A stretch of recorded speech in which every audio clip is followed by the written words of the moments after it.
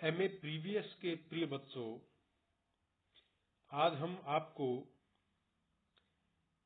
ईश्वर कृष्ण के द्वारा विरचित सांख्य कारिका के विषय में संक्षेप में यहां पर कुछ जानकारी देंगे।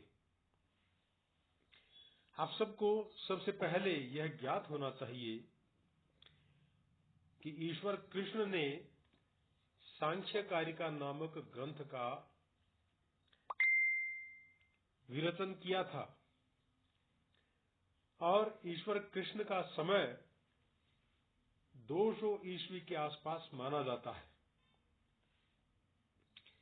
प्रिय बच्चों, सांख्य दर्शन में पुरुष और प्रकृति का पारस्परिक भेद, स्वार्थ और परमार्थ का आंतरिक अंतर, पुरुष के चैतन्य होते हुए भी निष्क्रिय और निर्गुण स्वरूप जैसे क्रांतिकारी सिद्धांतों का निरूपण अत्यंत सूक्ष्म, सुस्पष्ट और संयुक्तिक विवेचन सर्वाधिक श्रेय ईश्वर कृष्ण को ही मिलता है। इनकी सांख्य कारिका अद्यतन उपलब्ध सांख्य दर्शन के ग्रंथों में प्राचीनतम ग्रंथ तो है ही, साथ ही सांख्य शास्त्र की सर्वाधिक उत्कृष्ट प्रतिनिधि रचना भी है। सांख्य कारिका के महत्वपूर्ण पहलू प्रकृति के परिणाम या क्रमिक विकास अथवा उत्क्रांति की धारणा ने इसे सर्वाधिक लोकप्रियता के शिखर पर आरूढ़ कर दिया। चीनी विद्वान कुई ची का कथन है कि सांख्य सप्तति के रचयिता ईश्वर कृष्ण को तत्कालीन प्रशासन के द्वारा 70 स्वर्ण मुद्राएं भेंट की गई थी। यही कारण है कि यह ग्रंथ सुवर्ण सप्तति, कनक सप्तति अथवा हिरण्य सप्तति के नाम से भी विख्यात हुआ। प्रिय बच्चों, मैं इस ग्रंथ के विषय में और अधिक न बतलाकर सर्वप्रथम सांख्य दर्शन के जो प्रमुख सिद्धांत हैं उनमें से कुछ सिद्धांतों को लेकर के यहाँ पर चर्चा करूंगा। प्रिय बच्चों, सर्वप्रथम हम कार्य कारणवाद नामक सिद्धांत पर थोड़ी सी चर्चा सांख्य दर्शन की दृष्टि से कर लेते हैं। कार्य कारण का सिद्धांत ही कारणतावाद कहलाता है। यह कारणतावाद सांख्य का ही नहीं, समस्त भारतीय दर्शन का मूलभूत सिद्धांत है। सांख्य के इसी कार्य कारणवाद पर उसका प्रकृतिवाद निर्भर करता है, क्योंकि प्रकृति की सिद्धि कारण के रूप में उनके कार्यों द्वारा होती है। अब प्रश्न यह है कि कारणतावाद है क्या? कारणतावाद कार्य कारण के संबंध का सिद्धांत है।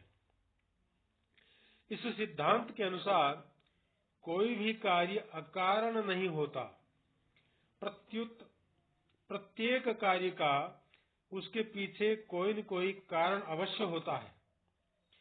इससे यह सिद्ध होता है कि कोई भी कार्य या घटना अकारण या अकस्मात नहीं होते। इससे यह प्रमाणित होता है कि कार्य कारणवाद अकारणवाद या अकस्मातवाद का विरोधी है। कुछ दार्शनिक कार्य कारणवाद के विरोधी हैं। उनकी दृष्टि में सारे कार्य सकारण ही नहीं होते, वे आकस्मिक हैं। कभी सकारण होते हैं और कभी अकारण भी। सांख्य दर्शन के कार्य कारणवाद की यह विशेषता है कि वह अकारणवाद या अकस्मातवाद का विरोध करता है। सांख्य दर्शन के विश्लेषण से हम इस निष्कर्ष पर पहुंचते हैं कि कार्य और कारण में अविच्छिन्न संबंध है। कारण के रहने पर ही कार्य होगा, कारण के अभाव में कार्य का भी अभाव होगा। कारण के सत रहने पर कार्य भी सत होगा और कारण के असत रहने पर कार्य भी असत होगा। सत और असत अर्थात भाव और अभाव के रूप में कार्य और कारण का संबंध अनिवार्य या अविनाभाव कहलाता है। यहाँ अविनाभाव कहने का तात्पर्य यह है कि एक के भाव के बिना दूसरे का भाव नहीं हो सकता तथा एक के अभाव के बिना दूसरे का अभाव नहीं हो सकता। कारण कार्य सिद्धांत में अर्थात कार्य कारण सिद्धांत में यह अविनाभाव या अनिवार्य संबंध अन्वय और व्यतिरेक न्याय से सिद्ध होता है। अन्वय अर्थात एक के भाव में दूसरे का भाव और व्यतिरेक अर्थात एक के अभाव में दूसरे का अभाव। उदाहरणार्थ, मिट्टी के रहने पर ही घड़े का निर्माण होता है। मिट्टी के नहीं रहने पर घड़े की उत्पत्ति नहीं हो सकती। इसी तरह तंतु के अभाव में पट भी उत्पन्न नहीं हो सकता। इसीलिए मिट्टी और धागा घड़ा और कपड़ा का कारण है तथा घड़ा और कपड़ा कार्य है। कारण और कार्य का यह अविनाभाव संबंध कारणवाद का मंडन और अकारणवाद का खंडन करता है।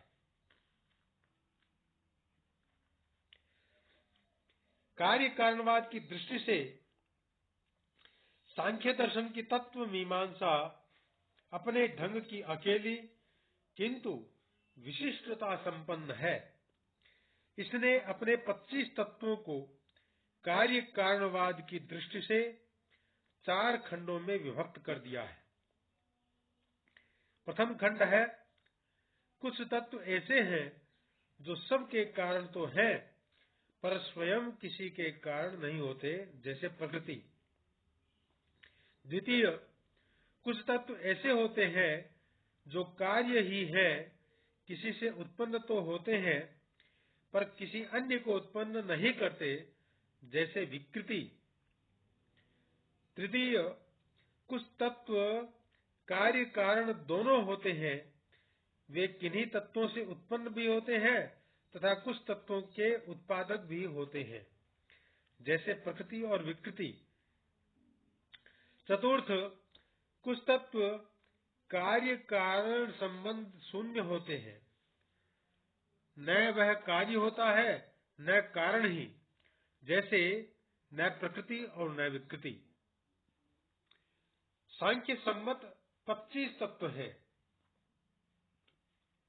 प्रकृति यानी अव्यक्त और प्रधान। 16 विकृतियां हैं। चक्षुरादि 5 ज्ञानेन्द्रियां, वाक पाणि पाद आदि 5 कर्मेंद्रियां, पृथ्वी आदि 5 महाभूत एवं मन, कुल मिलाकर 16 विकृतियां। 7 प्रकृति विकृति हैं, जिसे महतत्व कहा जाता है। वह एक है, अहंकार एक है, शब्द रूप रस गंध स्पर्श आदि 5 तन्मात्राएं हैं, तो कुल 7। और न प्रकृति और न विकृति एकमात्र पुरुष होता है। इस प्रकार कुल 25 तत्व मान्य है सांख्य दर्शन में। तो यह तो था कार्य कारणवाद। अब जो सांख्य कारिका है या जो सांख्य दर्शन है, उसमें सत्कार्यवाद के नाम से जिसे जाना जाता है, जो सांख्य दर्शन का सबसे महत्वपूर्ण वाद है, उसके विषय में हमें समझ लेना चाहिए। प्रिय बच्चों, सांख्य दर्शन का सर्वाधिक सुप्रसिद्ध एवं प्रमुख सिद्धांत सत्कार्यवाद है। सत्कार्यवाद की मान्यता है कि उत्पत्ति के पूर्व भी कोई कार्य अपने कारण में उपस्थित रहता है। कार्य अपनी उत्पत्ति के पूर्व भी सत है। इसी मान्यता के कारण इस मत का नाम सत्कार्यवाद कहा जाता है। सांख्य दर्शन के अनुसार कार्य पहले से कारण में विद्यमान रहता ही है। कार्य कारण में बीज रूप से अंतर्निहित रहता है तथा कारण कार्य में स्वभाव रूप से विद्यमान रहता है। सांख्य की दृष्टि में कार्य कोई नई सृष्टि नहीं है। इनके मत में उत्पत्ति और विनष्टि का अर्थ ही कुछ भिन्न है। उत्पत्ति का अर्थ है अभिव्यक्ति, अर्थात कार्य की व्यक्त रूप में प्रतीति, और विनाश का अर्थ क्षय या लोप न होकर उसका अर्थ है व्यक्त कार्य का पुनः अपने कारण में विलीन हो जाना। उत्पत्ति या सर्ग आविर्भाव है और विनाश या प्रलय तिरोभाव है। सत्कार्यवाद के अनुसार कारण का ही परिवर्तित रूप कार्य है। कार्य और कारण स्तरीय एक ही वस्तु के दो रूप हैं, क्योंकि कारणावस्था का अव्यक्त रूप ही कार्यावस्था का व्यक्त रूप होता है। सांख्य दर्शन ने कारण को परिभाषित करते हुए लिखा है, अव्यक्त रूप से कार्य कारण में ही व्याप्त रहता है। इस कथ्य के समर्थन में अनेक युक्तियां दी गई हैं। सांख्य दर्शन सांख्य कारिका के अंदर इसे आप नवी कारिका के रूप में देख सकते हैं। जो स्वयं अभाव स्वरूप है वह किसी भी क्रिया का विषय नहीं बन सकता। जैसे आकाश कुसुम जो स्वयं असत है उसे सत नहीं बनाया जा सकता। जैसे नीले को हजारों कलाकार मिलकर भी पीला नहीं बना सकते। नहीं नीलम शिल्प सहस्रेणापि पीतम कर्तुम शक्यते, तत्वकौमुदी में ऐसा कहा गया है। दूसरा, कोई भी उत्पन्न पदार्थ अपने उत्पादक सामग्री से अभिन्न है। और तृतीय, प्राक प्रादुर्भाव कोई पदार्थ या कार्य किन्हीं सामग्री या कारण रूप में ही विद्यमान रहता है। इस तथ्य को स्वीकार यदि न किया जाए तो अनवस्था दोष होगा, अर्थात हर किसी वस्तु से हरेक वस्तु के होने की संभावना बनेगी। कार्य कारण भाव संबंध योग्यता उसी से संबद्ध क्षमता वाली वस्तु से संवर्धित होती है। कार्य का स्वरूप कारण के स्वरूप से भिन्न नहीं होता। अपने तात्विक रूप में कपड़े धागे से भिन्न नहीं है, घड़े मिट्टी से अलग नहीं है। ऐसी स्थिति में ऐसे पदार्थों में जो तात्विक रूप में एक दूसरे से भिन्न है, कार्य कारण संबंध नहीं हो सकता। अंतर्निहित वस्तु को प्रकाश में लाना ही विकास है। अरस्तु ने इसे विकास यानी डेवलपमेंट को संभाव्य सत्ता के रूप में माना है। इसी तरह जर्मन दार्शनिक जॉर्ज विल्हेम फ्रेडरिक हेगल ने इसे गुप्तावस्था में प्रकट रूप में लाना कहा है। इस मत को धर्मशास्त्र का भी समर्थन प्राप्त है। सत्कार्यवाद के उक्त सिद्धांत के अनुसार कारण तथा कार्य उसी एक पदार्थ की अविकसित तथा विकसित अवस्थाएं हैं। सारे उत्पादन, उद्भाव अर्थात विकास और समस्त विनाश या अनुद्भाव कारण के अभ्यंतर विलीन है। सत्कार्यवाद में अत्यंताभाव नामक कोई वस्तु है ही नहीं। अतीत और अनागत का प्रत्यक्ष दर्शन योगियों को ही होता है। कार्य और कारण दोनों दो भिन्न भिन्न अवस्थाएं हैं, अतः ये दोनों चिंतन की दो अवस्थाएं हैं। ये कारण भी तीन प्रकार के माने गए हैं: समवायी कारण, असमवायी कारण और निमित्त कारण। इनमें सत्कार्यवाद का आधारभूत कारण समवाय संबंध को बताया गया है। संक्षेप में सत्कार्यवाद सांख्य दर्शन की एक प्रमुख मान्यता है। इस सत्कार्यवाद का ही दूसरा नाम प्रकृति परिणामवाद भी है।